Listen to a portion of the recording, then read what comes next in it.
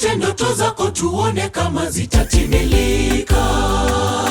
Mwana wa Yakobo, Yusufu akauzwa.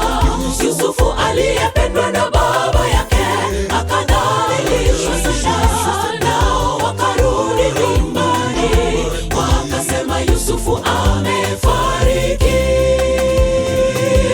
Nenda ukaote ndoto zako, tuone kama zitatimilika. Mwana wa Yakobo, Yusufu akauzwa. Yusufu aliyependwa na baba yake akadhalilishwa sana, nao wakarudi nyumbani wakasema Yusufu amefariki. Ni Mungu pekee aliamuaye hatima, tena anajua wakati wa kutimiza kila jambo. Makusudi yake ni mema. Mungu aliye mkuu atimiza kwa mapenzi yake.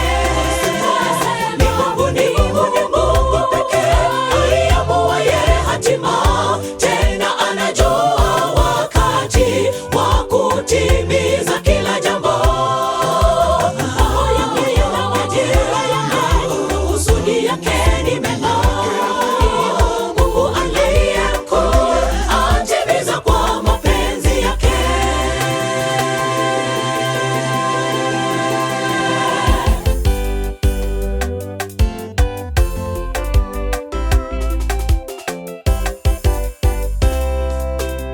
Mungu mkarimu, mwenye kutimiza yaliyo mapenzi yake, anatenda kwa